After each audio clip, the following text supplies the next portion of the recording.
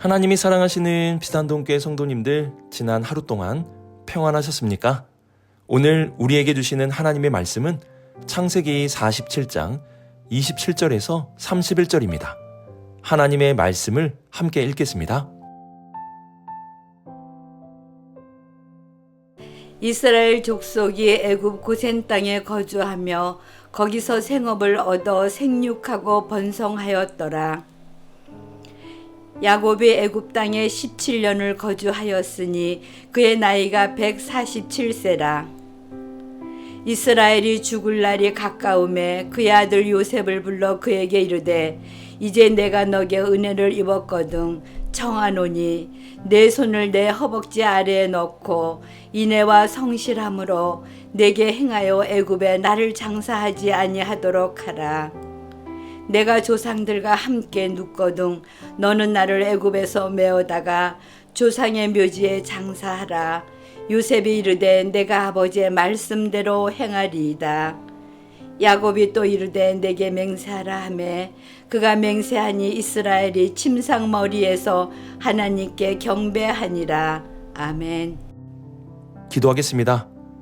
사랑의 하나님 아버지, 오늘도 우리에게 주님의 말씀을 듣게 하심에 감사드립니다.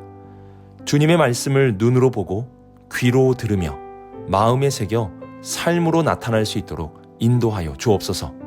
또한 주님의 말씀이 우리의 삶의 방향을 지시하는 말씀이 되게 하셔서 우리가 방황하지 않고 주님이 주신 목적지를 향해 올바르게 나아가게 하여 주옵소서.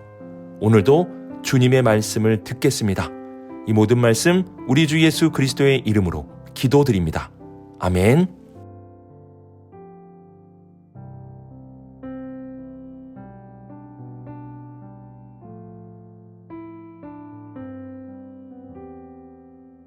(27절을) 보시면 이스라엘 족속이 애굽 고센 땅에 거주하며 라고 말씀합니다. 여기서 거주라는 단어는 애굽에 완전히 정착했다는 뜻이 아닙니다. 앞선 창세기 47장 4절에서 요셉의 형제들은 애굽에 거류하기 위하여 왔다 라고 말하였습니다. 이들은 애굽에 완전히 정착하여 거주하는 것이 아니라 거류하는 삶, 즉 애굽에 머무는 삶을 살았습니다. 머문다는 것은 이곳이 종착지가 아니라는 뜻입니다. 애굽은 이스라엘의 정착지나 종착지가 아닙니다. 애굽은 머무는 곳이었습니다. 이러한 머무는 삶의 모습은 우리에게 중요한 영적인 교훈을 줍니다. 하나님의 백성은 이 땅에 정착하는 것이 아니라 머무는 것입니다. 우리가 가야 할 종착지는 이 땅이 아닙니다. 우리가 가야 할 약속의 땅이 있습니다. 이스라엘 백성들에게는 가나안 땅이 이들의 정착지이자 종착지임과 같이 우리들에게 있어서 정착지와 종착지는 요한계시록에서 말씀하는 새하늘과 새 땅입니다. 그러므로 우리는 이 땅을 정착지나 종착지인 것처럼 살아가서는 안 됩니다. 공중 화장실을 가면 가끔 이러한 문구를 볼 수가 있습니다. 아름다운 사람은 머문 자리도 아름답습니다. 가정과 일터와 교회와 이웃 사이에서 우리가 남기는 말과 행동의 흔적이 우리의 머문 자리를 규정합니다. 언젠가 이 땅의 여정을 마칠 때 우리가 지나온 자리가 아름다운 자리로 남아 있어야 합니다. 그것이 바로 머무는 자의 품격이라 할 수 있습니다. 또한 머무는 삶은 집착을 내려놓는 삶입니다. 세상에는 좋은 것이 많이 있고 욕심을 부리면 끝이 없습니다. 그러나 우리는 여기 잠시 머무는 자로 삽니다. 그래서 머무는 사람의 입술에는 자주 괜찮아 라는 말이 있어야 합니다. 조금 부족해도 괜찮고 계획이 어긋나도 괜찮습니다. 하나님이 인도하시는 길 위에 있다면 더 움켜쥐지 않아도 괜찮습니다. 우리의 삶이 머무는 삶이기에 집착을 내려놓을 때 마음이 가벼워지고 내려놓은 그 자리에 하나님의 평안으로 채워줄 수 있게 되는 것입니다. 또한 27절 하반절을 보시면 거기서 생업을 얻어 생육하고 번성하였더라 라고 말씀합니다. 이는 애굽에서 잘 먹고 잘 살았다 라는 뜻이 아닙니다. 생육하고 번성한다, 이 말씀은 창세기 1장에서 하나님이 사람들에게 주신 복의 내용이었습니다. 그리고 이 복은 아브라함을 통해 주셨고 야곱에게 이어지게 되었습니다. 즉 그들이 애굽에서 생업을 얻어 생육하고 번성하였다는 말씀은 하나님이 주신 복의 약속이 이루어졌다는 뜻입니다.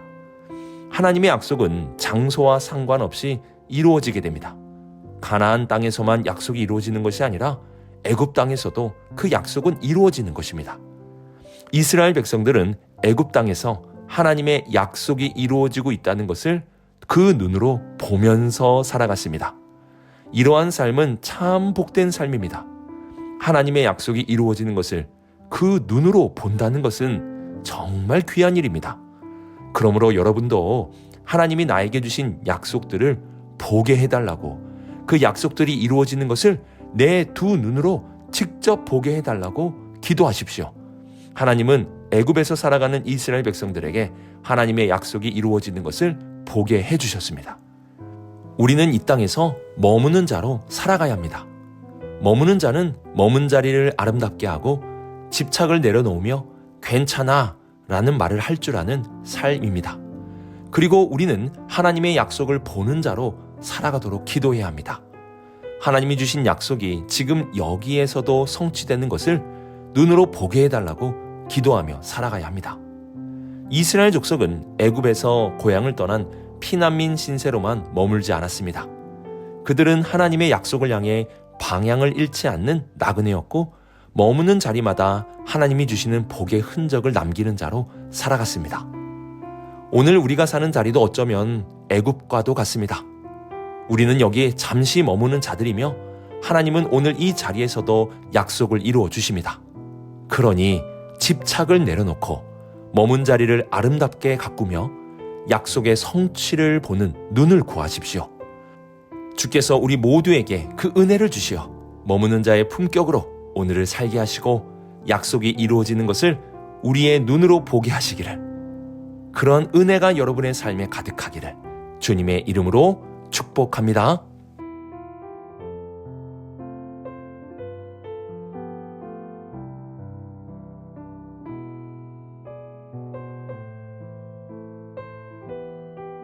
야곱은 애굽에서 17년을 더 살았습니다. 17년이라는 시간은 일반적인 시간이 아닙니다. 요셉은 17살에 이집트로 팔려갔습니다. 그래서 17년은 요셉이 아버지 야곱과 함께 가나안 땅에 살았던 시간이었습니다. 하나님은 바로 그 시간을 애굽에서 지내게 해주셨습니다. 요셉이 애굽의 총리가 된 뒤 아버지를 고센으로 모셔와 다시 17해를 함께 보내게 됩니다. 그래서 17년이라는 시간은 가나안 땅에서 요셉과 함께했던 행복한 순간이 회복되었다는 것을 알려줍니다. 지금 야곱은 그 누구보다 행복한 노년을 보내고 있습니다. 그러나 성경은 곧바로 이렇게 말씀합니다. 이스라엘의 죽을 날이 가까우매, 그 행복한 시간의 끝이 다가오고 있었던 것입니다. 누구나 인생의 책장을 넘기다 보면 인생의 마지막 장을 넘겨야 할 때가 오게 됩니다. 아무리 풍성하고 기쁜 날이 이어져도 마지막 장을 맞이하는 순간은 다가오게 될 것입니다. 그때 야곱은 요셉을 불러 단 한 가지 가장 중요한 부탁을 남깁니다. 그는 요셉에게 허벅지 아래 손을 넣게 하여 맹세시키며 말합니다. 그 맹세는 이러합니다. 나를 애굽 땅에 장사하지 말고 조상들이 묻힌 땅에 장사하라. 자신의 장지를 애굽이 아닌 가나안 땅으로 해달라는 것입니다. 우리는 보통 장지를 고를 때 흔히 더 좋은 땅, 이른바 명당을 찾습니다. 당대의 눈으로 보면 명당은 분명 애굽이었습니다. 풍요와 안정, 질서와 힘이 있는 나라가 애굽이었기 때문입니다. 반면 현재의 가나안은 오랜 기근으로 인하여 황폐해진 땅입니다. 그럼에도 야곱은 풍요로운 애굽을 등지고 황폐해 보이는 가나안을 택합니다. 왜일까요? 우선 30절을 보시면 야곱은 조상의 묘지에 장사하라고 말합니다. 여기서 조상의 묘지는 가나안 땅 안에 있는 막벨라 굴을 말합니다. 이곳에는 할아버지 아브라함, 할머니 사라, 아버지 이삭, 어머니 리브가, 그리고 자신의 아내인 레아가 묻힌 곳입니다. 우리나라에서도 가족 묘지가 있는데요. 가족 묘지에 가보면 증조 할머니, 고조 할아버지 할머니, 심지어는 사촌 친척들까지도 있는 곳들도 있습니다. 이는 죽어서도 가족과 함께 있고 싶다는 뜻을 담고 있는 것이죠. 그러면 야곱도 그러한 마음에서 막벨라 굴에 묻히려고 하는 것일까요? 아닙니다. 막벨라 굴은 가족 묘지 그 이상의 의미를 가지고 있습니다. 하나님은 아브라함에게 가나안 땅을 주시겠다는 약속을 하셨습니다. 그리고 그 약속의 보증으로서 막벨라 굴을 매입하게 해주셨습니다. 그래서 막벨라 굴은 하나님이 이스라엘 백성에게 가나안 땅을 주시겠다는 일종의 보증을 해주는 땅인 것입니다. 그러므로 조상들의 묘지에 장사해달라는 것은 가족과 함께 내세를 살겠다는 것이 아니라 하나님이 약속하신 그 약속이 이루어질 것에 대한 믿음이었던 것입니다. 오늘 큐티 제목이 참 중요한데요. 그 큐티 제목은 이러합니다. 영원한 가치와 기업을 놓지 않는 삶. 야곱은 죽을 날이 가까운 삶을 살고 있었습니다. 그는 그의 인생의 마지막 장을 넘기고 있는 사람이었습니다. 하지만 야곱은 죽어가는 자신의 인생이 아니라 영원한 가치, 즉 하나님이 이루어 주시는 영원한 약속의 가치를 두며 자신의 인생의 마지막 장을 쓰고 있었습니다. 하나님의 영원한 약속의 가치를 두며 자신의 인생의 마지막 장을 쓴 야곱은 어떻게 되었을까요? 그는 많은 사람들이 가는 죽음의 길을 가게 되었습니다. 하지만 그는 죽은 자로 사는 것이 아니라 하나님의 품 안에서 사는 자로 살게 되었습니다. 그의 인생의 마지막 장에 죽음으로 끝나는 것이 아니라 하나님의 약속 안에서 지속되게 되었다는 것입니다. 우리의 인생의 마지막 장에 우리는 무엇을 써야 할까요?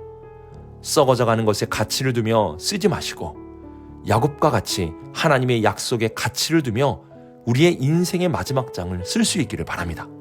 그러면 우리의 인생의 마지막 장은 끝나는 장이 아니라 하나님의 영원한 시간 속에 하나님과 함께하는 장이 될 것입니다.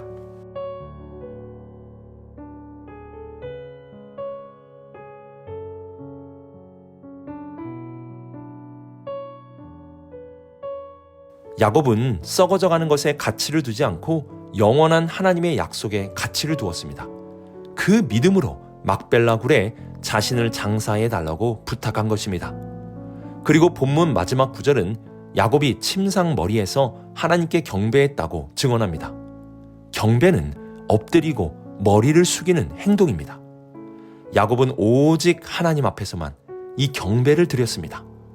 애굽 왕 바로 앞에서는 엎드리지 않았습니다. 오히려 바로를 축복하는 자로 서 있었습니다. 그러나 하나님 앞에서는 머리를 숙였습니다. 그의 삶은 분명했습니다. 누구 앞에 머리를 숙일 것인가? 이 질문 앞에서 야곱은 흔들리지 않았습니다. 우리의 삶에도 이 질문을 두어야 합니다. 우리는 누구 앞에 그리고 무엇 앞에 머리를 숙여야 합니까? 세상의 권력과 물질 앞에 쉽게 고개를 떨구고 있지는 않습니까? 아니면 연약한 육신의 욕망 앞에 스스로를 굽히고 있지는 않습니까? 야곱은 마지막까지 하나님 앞에서만 머리를 숙였습니다. 이것이 그의 신앙의 자존심이었고 그의 마지막 장을 장식한 태도였습니다. 그러므로 야곱의 마지막 모습을 우리 마음에 새깁시다. 하나님 앞에 경배하는 이 모습, 이것이 우리에게 끝까지 남아 있어야 할 모습입니다.